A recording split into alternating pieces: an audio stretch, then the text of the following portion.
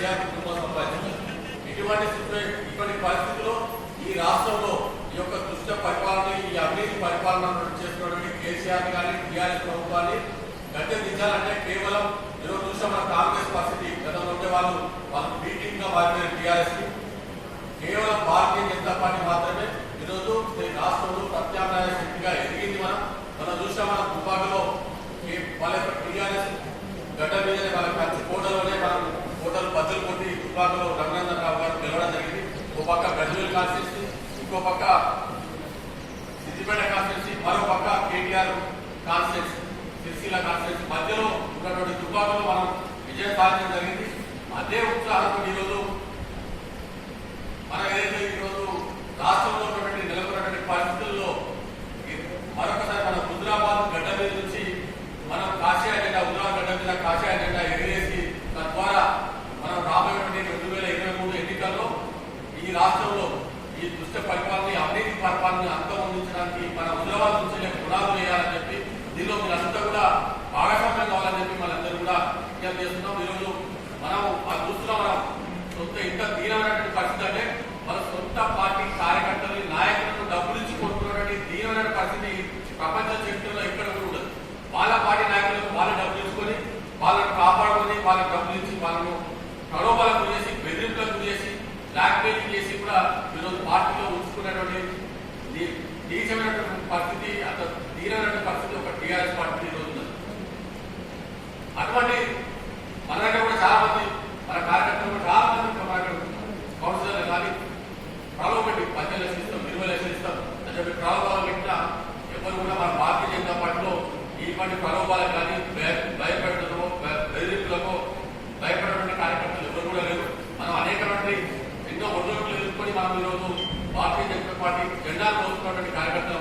మనం సిద్ధాంతం కోసం పనిచేసేటువంటి వ్యక్తులు ఎవరో ఏదో వ్యక్తుల కోసం పనిచేసేటువంటి పార్టీ కాదు మనది, మన కార్యకర్తలు కూడా కాదు. ఈరోజు మనం ఈ యొక్క రాష్ట్రంలో ఈ 2023 ఎన్నికల్లో ఏదైతే మనం ఉన్నామో దానికోసం ఈరోజు మనం చూసిన ప్రత్యామ్నాయ శక్తి ఈరోజు రాష్ట్రంలో కాంగ్రెస్ పరిస్థితి మనందరికీ తెలుసు. ప్రజలందరూ దేశంలో అన్ని రాష్ట్రాల్లో మర్చిపోయారు. మన తెలంగాణలో కూడా కాంగ్రెస్ పార్టీ మర్చిపోయినటువంటి పరిస్థితులు. కేవలం భారతీయ జనతా పార్టీ వైపు ప్రజలందరూ కూడా ఆశగా చూస్తున్నారు.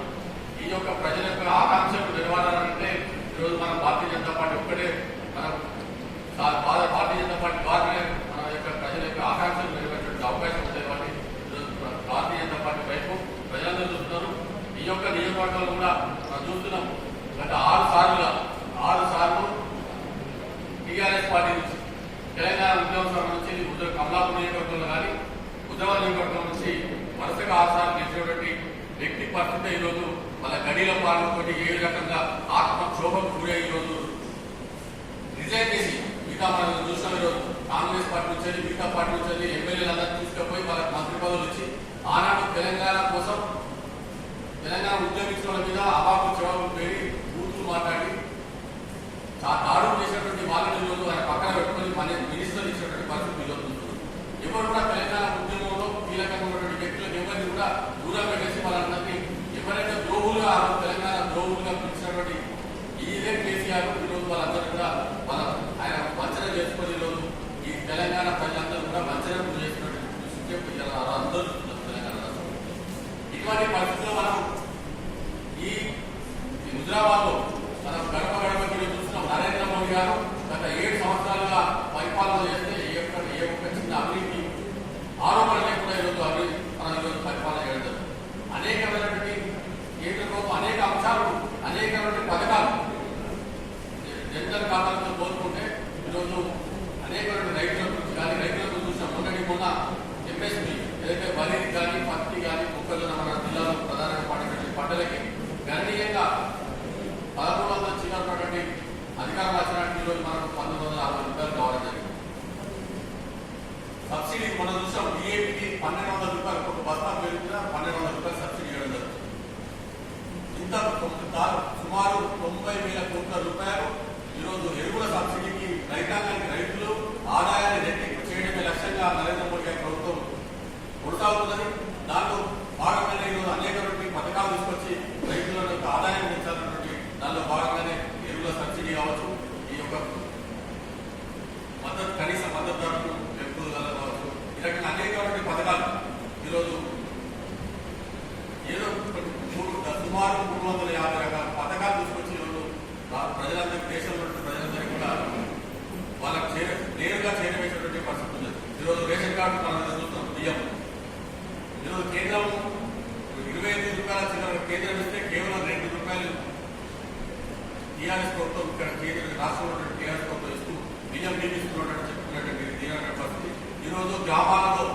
భారత్ పెట్టినా కానీ గ్రామాల్లో వీధి దీపాలతో మొదలుకుంటే చెట్ల కుండీల నుంచి మొదలుకుంటే ప్రతిదీ కూడా నగరాల్లో మీద మనం జరుపుకుంటే చూస్తే రూర్బన్ పట్టణం కింద అనేకమైన కేంద్ర ప్రభుత్వ పనుల వాటి ద్వారా వాటి యొక్క నిధుల ద్వారానే ఈరోజు అభివృద్ధి జరుగుతుంది తప్ప ఈ రాష్ట్ర ప్రభుత్వం ఒక్క రూపాయి కూడా ఈరోజు వెచ్చించినటువంటి పరిస్థితి లేదు. అనేకమైన వేరే వేరే పథకాల కింద ఇస్తే వాటిని కూడా దారి మళ్లించి వాటి అవినీతికి పాల్పడినటువంటి పరిస్థితి ఈరోజు రాష్ట్రంలో నెలకొంది.